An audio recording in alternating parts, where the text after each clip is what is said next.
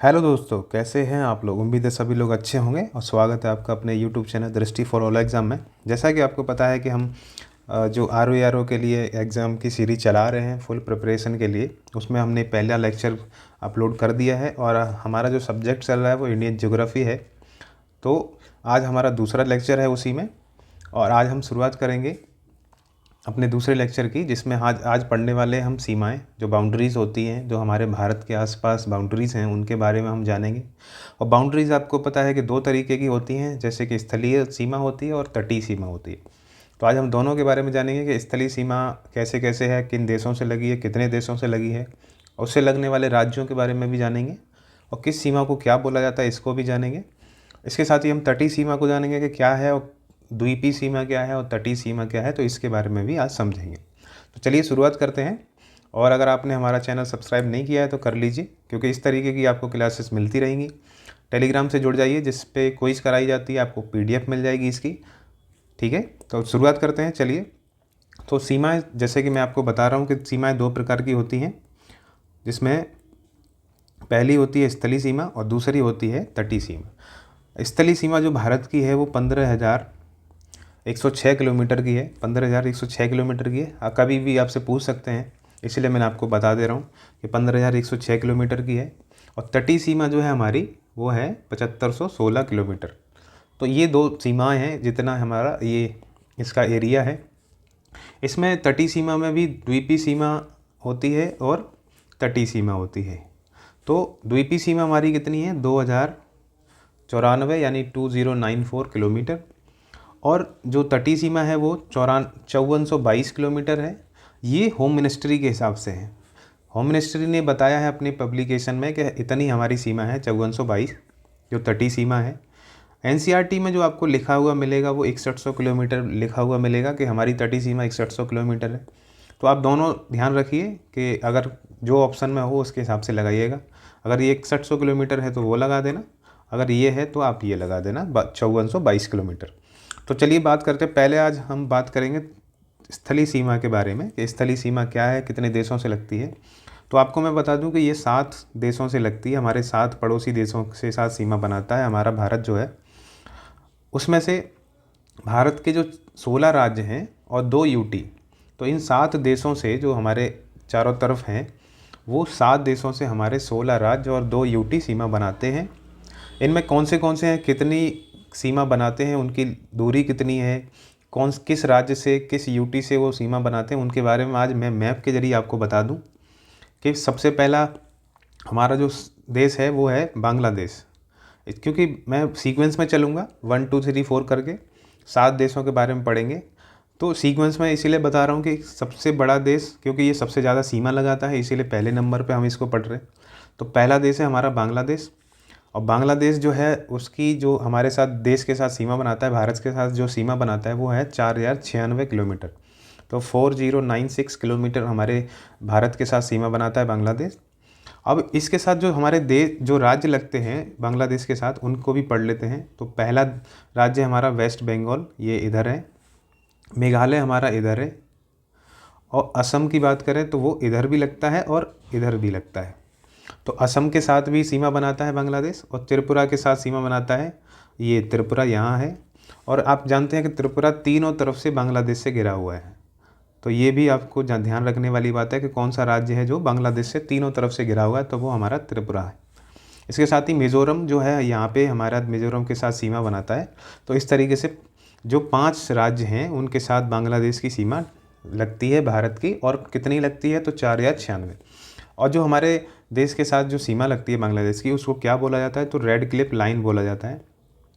क्योंकि ये red Cliff क्यों बोला जाता है, क्योंकि जब पाकिस्तान और भारत का विभाजन हुआ, तब ये बांग्लादेश और पाकिस्तान एक ही देश के भाग थे। तो तब जो है इसकी सीमा का निर्धारण किया गया था, तो उसको हम रेड क्लिफ बोलते थे।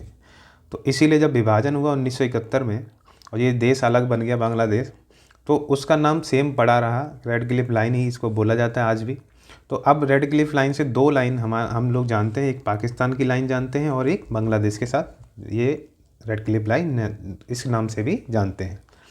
अगले देश की बात करते हैं जो दूसरे नंबर पे है, वो है आपका चीन। तो चीन के साथ हमारी सीमा बनती है 3488 किलोमीटर। 3488 किलोमीटर चाइना के साथ सीमा लगने के बाद इसकी जो सीमा का नाम है वो हमारी मैकमोहन रेखा बोला जाता है। इसके साथ ही कौन से राज्य हैं, कौन से यूटी हैं जो इसके साथ सीमा बनाते हैं उनके बारे में जानें तो इसके साथ जो लद्दाख है वो इधर लद्दाख सीमा बनाता है। वहीं हिमाचल प्रदेश यहाँ पे सीमा बनाता है। यूके यानी उत्तराखंड हमारा यूके इधर बनाता है।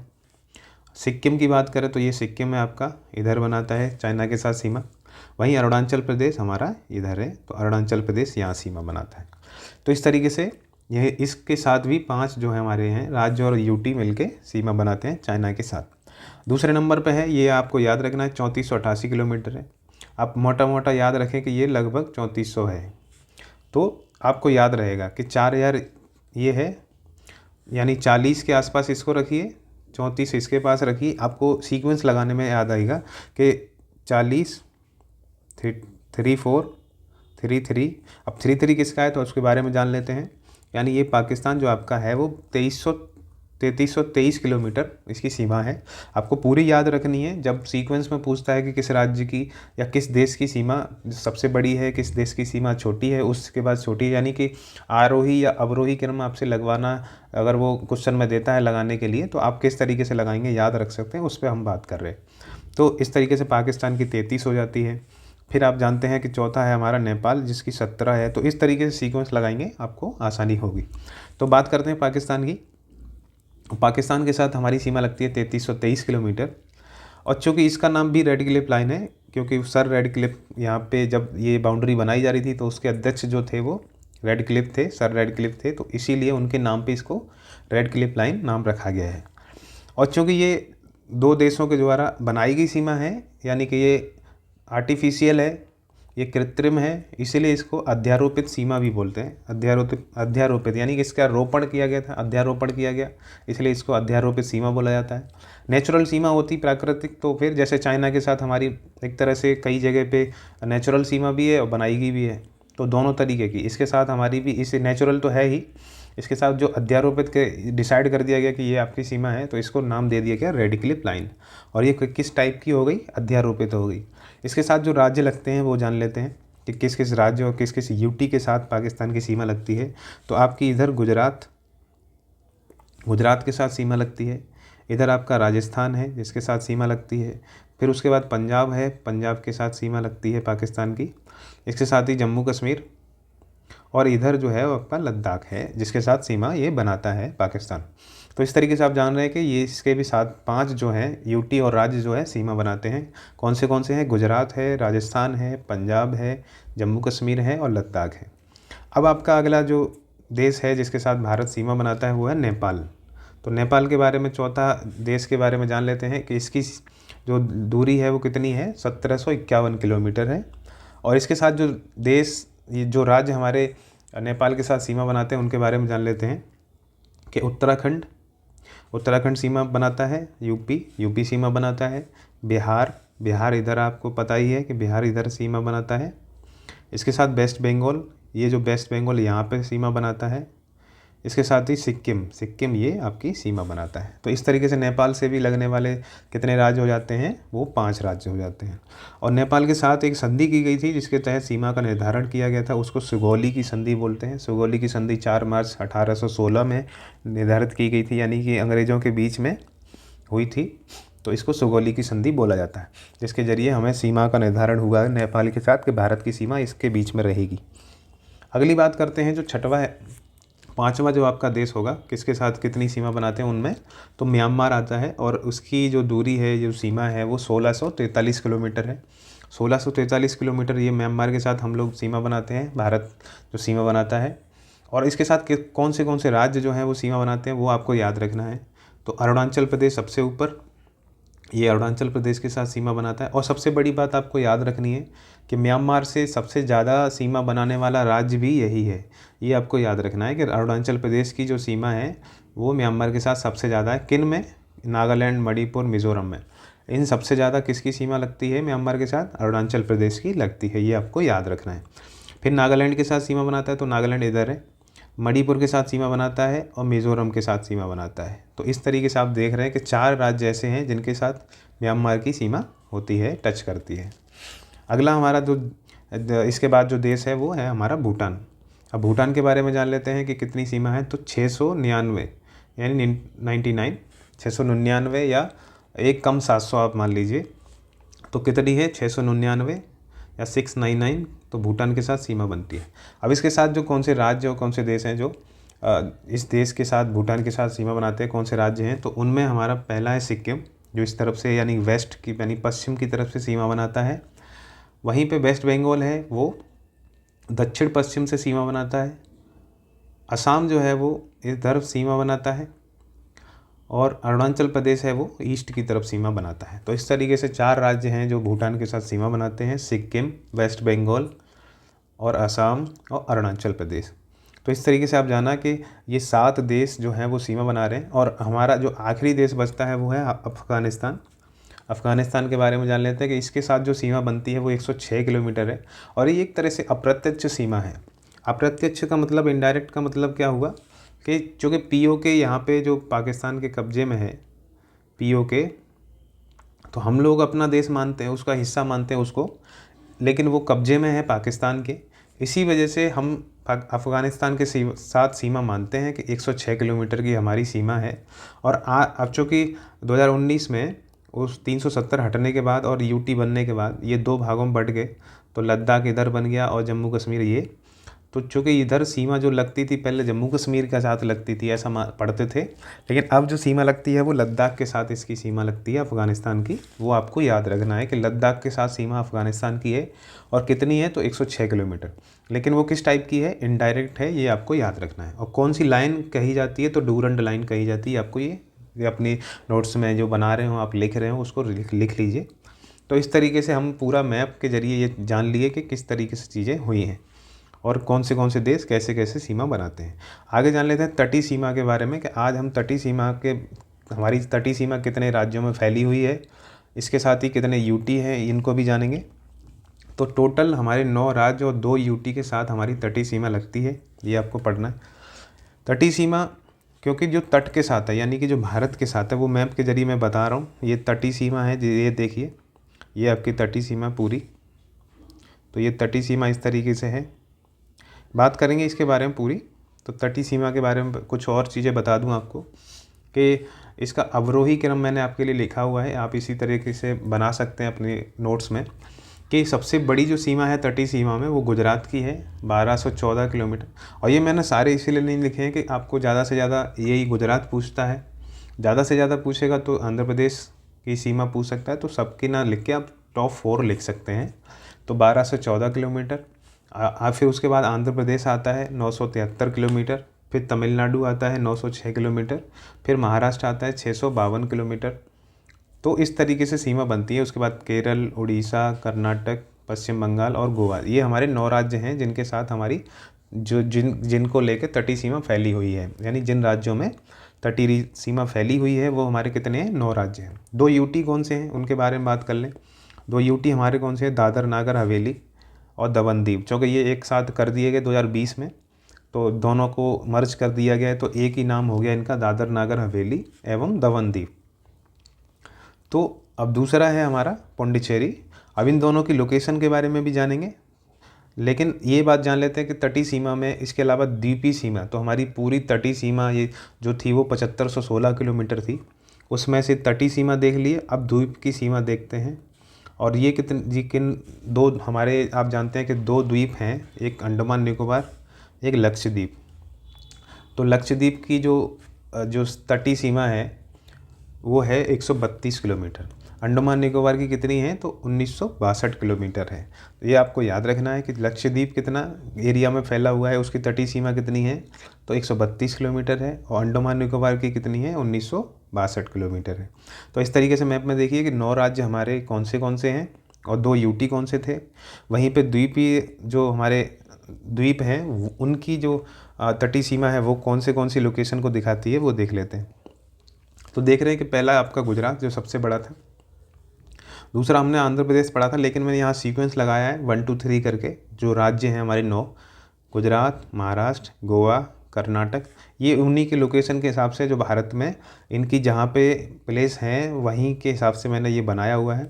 कर्नाटक, इधर आपका केरल है, इधर तमिलनाडु है, ये आंध्र प्रदेश, ये उड़ीसा और ये वेस्ट बंगाल। इस तरीके से 9 राज्यों में ये फैला हुआ है। कौन से 2 यूटी भी थे, तो दमन दीव और इधर आपका पुडुचेरी, ये 2 यूटी थे जिनमें तटीय सीमा को हम शामिल करते हैं। क्योंकि पुडुचेरी 4 जगह बटा हुआ है, आपको पता ना हो तो आप पता कर लीजिए, जान लीजिए कि ये पुडुचेरी अकेला 4 भागों में बटा हुआ यूटी है। अब इसके 4 भाग कहाँ कहाँ हैं ये आपको जानना बहुत ज़रूरी है। एक तो केरल में माहे जगह है, वो पुडुचेरी का भाग है। आंध्र प्रदेश में एक यनम जगह है, वो भी आपका पुडुचेरी का भाग है। और तमिलनाडु में 2 जगह हैं, एक कराईकल और एक पुडुचेरी स्वयं।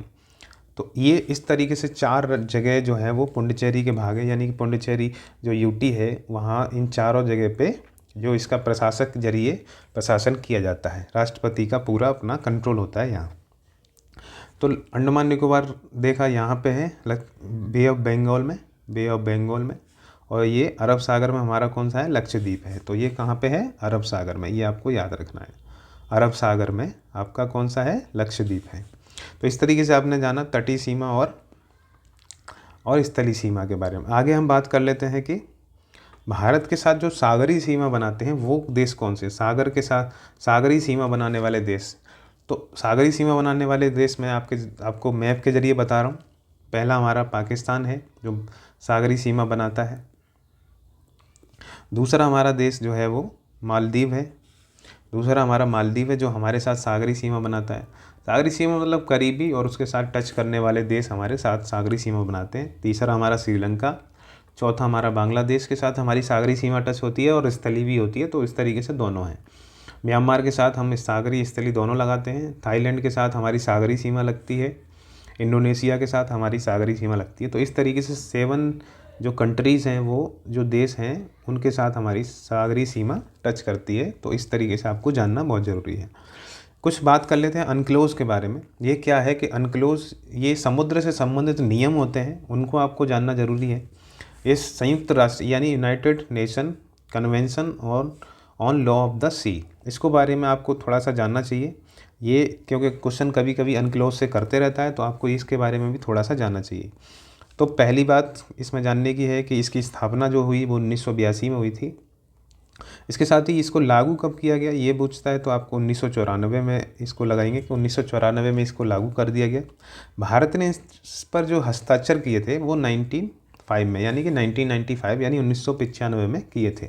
तो अब ये अनक्लोज है क्या, इसमें क्या चीज़ होती है, उसके बारे में आपको सीधे अपने हिसाब से बताऊँगा। तो ये मान के चलिए मैं आपके लिए बनाता हूँ, ये भारत की सीमा है, ये मान के चलिए भारत की तटीय सीमा है। जो कि आपको पता है तट थोड़े से ऊबड़ खाबड़ से होते हैं, यानी कि आगे पीछे निकले होते हैं, कहीं सागरी सीमा होती है तो कहीं वैसा होता है। तो क्या होता है कि ये मान लेते हैं, जैसे मैं आपको इस तरीके से बताता हूँ, इसको हटा देते हैं, इसको हटा के मैं आपको पूरा क्लियरली बताता हूँ। ये मान लीजिए ये भारत का ये मैप है, लास्ट वाला पोर्शन, तो ये भारत का है। अब मान लेते हैं कि भारत की जो तटीय सीमा है वो इस तरीके से है। तो हम जब इसको क्या कहते हैं सीमा का निर्धारण करते हैं, समुद्री सीमा का निर्धारण करते हैं, तो एक रेखा इस तरीके से बना लेते हैं जिससे ये ऊबड़ खाबड़ वाली जगह जो है क्लियर हो जाती हैं। तो क्या है कि भारत में जो समुद्र तल का या औसत समुद्र तल को जो मापा जाता है, वो जो एक सीमा बनाई जा रही है वो चेन्नई से मापी जाती है। कहाँ से मापी जाती है, चेन्नई से मापी जाती है, ये आपको याद रखना है। तो हमारी समुद्री तल की जो सीमा नापी जाती है वो कहाँ से नापी जाती है, यानी कि हमारी जो बेस लाइन है जो समुद्र को नापने की, वो बेस लाइन कौन सी है, तो बेस लाइन आपकी कौन सी है, चेन्नई से नापी जाती है। ये मान के ये आपको याद रखना है, चेन्नई से नापी जाती है। और इसमें क्या क्या होता है तो उसको बारे में जान लेते हैं। तो इस किस तरीके से नॉटिकल मील में हम निर्धारण करते हैं, इसको बारे में जान लेते हैं। तो ये मान के चलिए कि भारत में किस तरीके से सीमा जो हमारी आधार बेस लाइन है वो कैसे निर्धारण होता है कि सागरी सीमा का। तो ये हमारी तटीय सीमा है, ये हमारी चेन्नई से नापी जाने वाली तटीय सीमा है। इसके बाद जो 12 नॉटिकल मील की दूरी होती है, 12 नॉटिकल मील की जो दूरी होती है उसको क्या बोला जाता है, ये आपसे कई बार क्वेश्चन करते रहते हैं। जो रीजनल सी होता है, जो रीजनल सी होता है उसको क्या बोलते हैं, ये रीजनल सी है, इसको ये नाम बोला जाता है रीजनल सी या प्रादेशिक सागर, इसका नाम बोलते हैं प्रादेशिक सागर। ये आपको याद रखना है कि जो हमारी बेस लाइन है, जो आधार रेखा है, जो चेन्नई से हम लोग नापते हैं, वहाँ से लेके 12 नॉटिकल मील की दूरी तक की जो सीमा होगी वो प्रादेशिक सागर कहलाती है, प्रादेशिक सागर या रीजनल सी कहलाती है। वहीं जब हम जब आधार लाइन से 12 नॉटिकल मील और आगे जाते हैं, यानी कि टोटल हमारा कितना हो गया, 24 नॉटिकल मील हो गया। ये 12 और ये 12, तो कितना हुआ, 24 नॉटिकल मील। 24 नॉटिकल मील जब देखते हैं तो इस सीमा को क्या बोलते हैं, इतनी सीमा को क्या नाम दिया जाता है, वो आपको अगर पूछता है तो आप क्या बताएंगे, अविच्छिन्न मंडल बताएंगे। क्या बताएंगे, अविच्छिन्न मंडल इसका नाम होता है। क्या होता है, अविच्छिन्न मंडल होता है, अविच्छिन्न मंडल। इंग्लिश में क्या बोलते हैं इसको, तो कंटिग्यूअस जोन बोलते हैं, कंटिग्यूअस जोन बोलते हैं। ये आपको याद रखना है। तो इस तरीके से 12 नॉटिकल मील पे क्या बोला जा रहा है, प्रादेशिक सीमा। 24 नॉटिकल मील पे क्या बोला जा रहा है, अविच्छिन्न मंडल। और वहीं पे इधर ये एरिया जो 200 नॉटिकल मील तक होता है उसको क्या बोलते हैं, अगर ऐसा पूछते हैं तो 200 नॉटिकल मील कहाँ से कहाँ तक होगा, वो इस तरीके से होगा पूरा, यहाँ से लेके ये यहाँ तक आपका कितना है, 200 नॉटिकल मील है।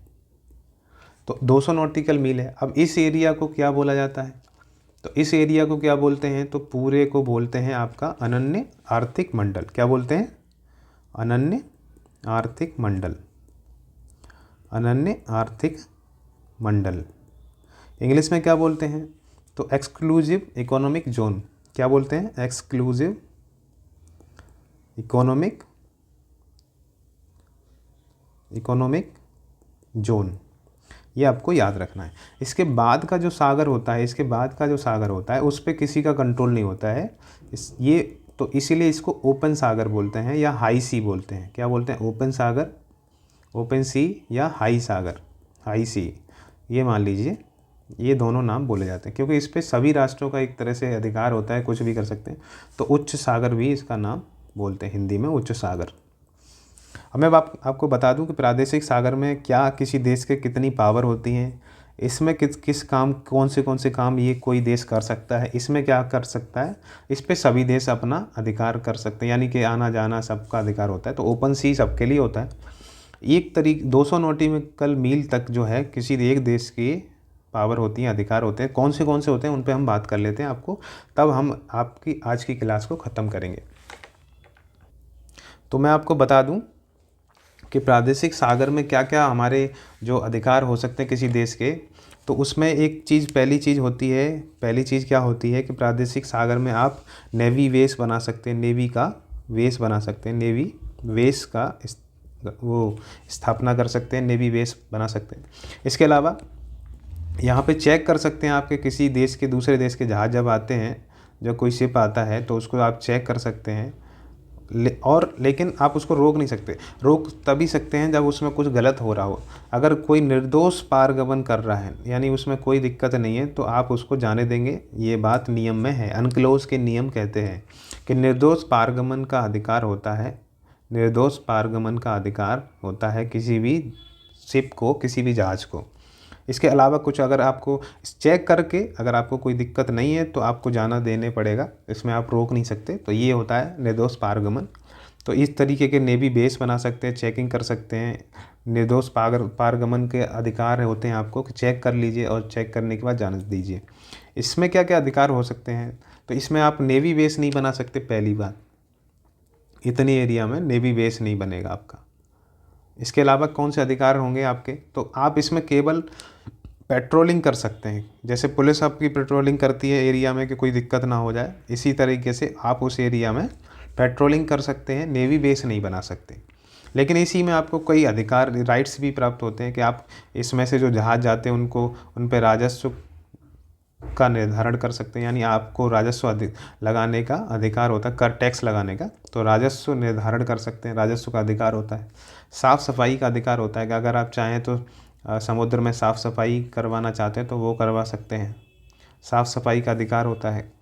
तीसरी बात, आपको जो माइग्रेशन होता है उसको रोकने का अधिकार होता है, आव्रजन बोलते हैं हिंदी में। तो माइग्रेशन रोकने का अधिकार होता है इस एरिया में। तो माइग्रेशन यानी कहीं से लोग आ रहे हैं, आप उनको रोक सकते हैं। तो माइग्रेशन का अधिकार होता है आपको किसी भी देश को। तो इस तरीके से आप ये जान लीजिए कि आप इस तरीके से चीज़ें कर सकते हैं। अब इसमें क्या कर सकते हैं, EEZ में आपको किस तरीके के राइट होते हैं, ये बात जान लीजिए। तो इसमें किस तरीके को, तो आप इसमें रिसर्च कर सकते हैं, अनुसंधान कर सकते हैं, आप इसमें रिसर्च कर सकते हैं, इसमें आप खनन कर सकते हैं,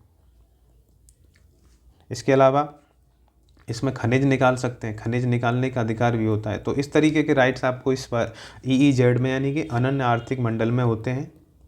इसमें आप पेट्रोलिंग कर सकते हैं, राजस्व के अधिकार होते हैं, आपको साफ़ सफाई के अधिकार होते हैं, माइग्रेशन रोकने के अधिकार होते हैं। वहीं प्रादेशिक सागर में नेवी बेस बनाने के अधिकार हैं, चेकिंग के अधिकार हैं, इसके अलावा निर्दोष पारगमन के अधिकार है। तो इस तरीके से आपने जाना कि अनक्लोज का क्या है नियम, और united nation convention on law of the sea. इसके अलावा अब आज की वीडियो में इतना ही रखते हैं। कल हम दूसरे टॉपिक पे बात करेंगे। तब तक के लिए आप हमारे चैनल को सब्सक्राइब कर लीजिए, टेलीग्राम से जुड़ जाइए। अगर आपको PDF चाहिए तो वहाँ पे आप टेस्ट करिए और आपको PDF मिल जाएगी। और टेक्स्ट के अलावा वहाँ पे हम क्विज़ भी करा रहे हैं, तो उससे भी जुड़ जाइए। वहाँ पे टेस्ट के साथ साथ क्वेश्चन भी आपको दे दिए जाएंगे रोज़ के रोज़। तो तब तक के लिए चलिए मिलते हैं अगली वीडियो में। धन्यवाद।